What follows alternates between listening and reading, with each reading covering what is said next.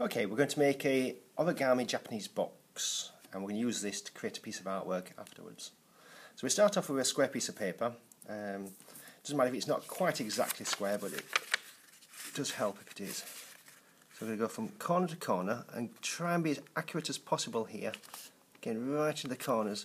I hold, come down on here, move across, and move across like this, and you get a really good crease on here. And I'm going to open it up again and fold in the opposite direction.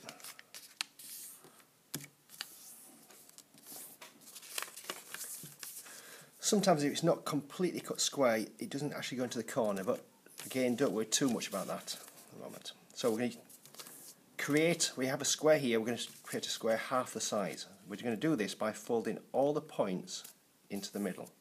Again, the more accurate you are here, the more accurate it will be at the end. Try and get these into the centre.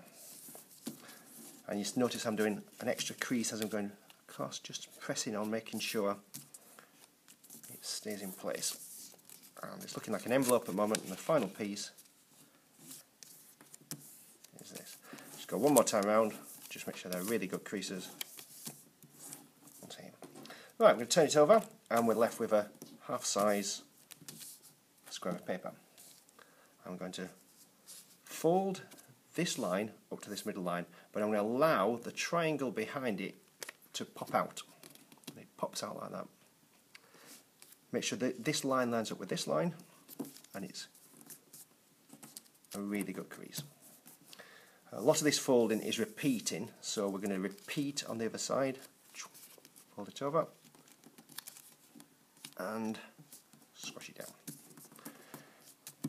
And we're left with a square in the middle, or 2 triangles and 4 triangles on the outside. We're going to hide these triangles behind this big triangle, but the easiest way to do them is to fold over first, like this. Do one side first, then lift it up, and then tuck them behind. So they hide behind here, and a good crease. You can actually just do it as if you want, just fold it over.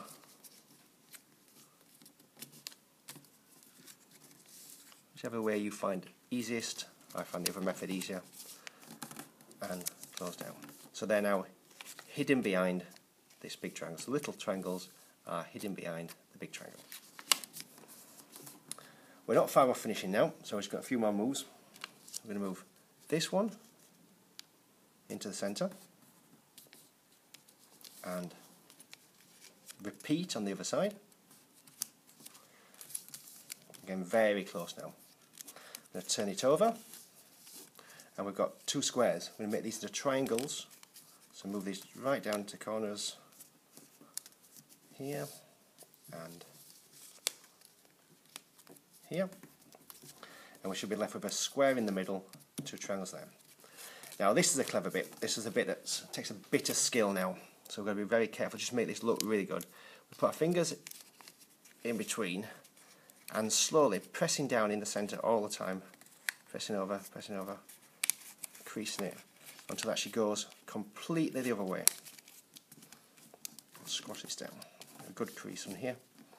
Now if we slowly push this back now, it should form a Japanese box. Something like this here. And we're going to make a series of these to come up with a piece of artwork.